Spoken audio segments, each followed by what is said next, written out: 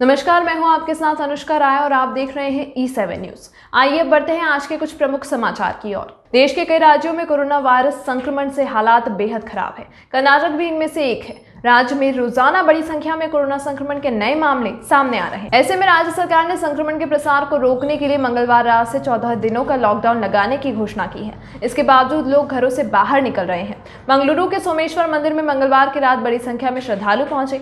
मंगलुरु के उलल में स्थित सोमेश्वर मंदिर में मंगलवार को ब्रह्म कलशोत्सव मनाया जा रहा है। ऐसे में वहां इसमें शामिल होने के लिए बड़ी संख्या में भक्त मंदिर पहुंच गए। ऐसा तब हुआ जब राज्य में कोरोना को लेकर बेहद सख्ती की जा रही है। मंदिर का एक वीडियो भी सामने आया है। इसमें मंदिर में भक्तों की भीड़ दिख रही है। समाचार एजेंसी ANI की ओर से जारी किए गए इस वीडियो में दिख रहा है कि मंदिर में संगीत बज रहा है। ये भक्त मंदिर में चल रहे ब्रह्म कलशोत्सव में हिस्सा ले रहे हैं। इस दौरान ना तो सोशल डिस्टेंसिंग का पालन किया गया और ना ही मास्क का। कर्नाटक में लगातार बढ़ते कोरोना वायरस संक्रमण के मामलों को रोकने के लिए आज यानी मंगलवार रात से 14 दिनों का सख्त लॉकडाउन लगने जा रहा है। इस दौरान लगभग सभी चीजें बंद रहेंगी। ऐसे में मंगलवार को सुबह लॉकडाउन से पहले लोगों में इसे लेकर चिंता दिखाई दी। प्रवासी लोग अपने अपने घरों के लिए निकलने के लिए रेलवे स्टेशनों, बस स्टेशनों और हाईवे पर पहुंचते दिखाई दिए ताकि यहां से वे अपने घरों को निकल जाएं। इसके साथ ही बाजारों में भी सुबह काफी भीड़ देखने को मिली। 14 दिन तक लॉकडाउन रहने के कारण लोगों में पर्याप्त राशन पानी, सब्जी और अन्य चीजों घरों में एकत्र करने की होड़ दिखाई दी। लोग बड़ी मात्रा में जरूरी चीजों को खरीदारी कर रहे थे। कोविड-19 के बढ़ते मामलों को नियंत्रित करने के प्रयास के तहत कर्नाटक सरकार ने मंगलवार की रात से राज्य भर में 14 दिनों के लिए लॉकडाउन लगाने की घोषणा की है। मुख्यमंत्री BS येदियुरप्पा ने कहा था कि कोविड-19 को नियंत्रित रखने के लिए कड़े कदम उठाए जाएंगे। मंगलवार रात से अगले 14 दिनों के लिए पूरे राज्य में लॉकडाउन होगा। हालांकि जरूरी सेवाएं और अंतर जिला व अंतर्राज्यीय परिवहन जारी रहेंगे। क्या आपको मालूम है कि भगवान राम पहली बार हनुमान जी से कहाँ मिले थे? वो कौन सी जगह है जहाँ वानरों की राजधानी हुआ करती थी? हाँ, ये वही जगह है जिसे हम दंडकारण्य कहते हैं।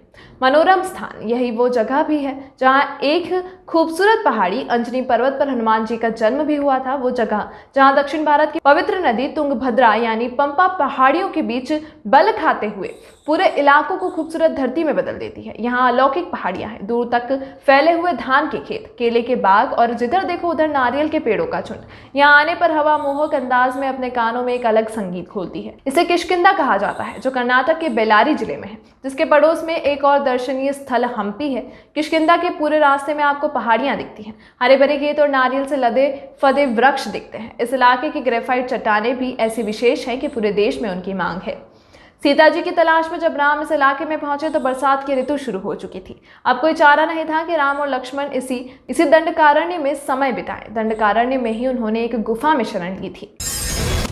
भारत में कोरोना वायरस संक्रमण के बढ़ते मामलों के बीच Indian council of medical research ICMR ने बड़ा कदम उठाया है। ICMR ने 6 अलग अलग टेस्टिंग के तरीकों को भारत में अनुमति दी है।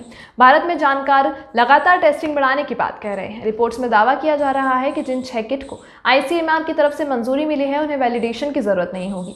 ICMR की तरफ से स्वीकृत की गई टेस्टिंग किट में Europe, Korea, Japan, Australia, Brazil और विश्व स्वास्थ्य संगठन की आपातकालीन लिस्ट में शामिल एजेंसियों को लाभ मिलेगा। इन एजेंसियों को भारत में इस्तेमाल किए जाने के लिए वैलिडेशन की जरूरत नहीं होगी। कहा जा रहा है कि इस फैसले के बाद देश में टेस्टिंग में रफ्तार मिलेगी। जानकारों के अनुसार कोरोना वायरस रोकथाम के लिहाज से तेज टीकाकरण और टेस्टिंग जरूरी हथियार है।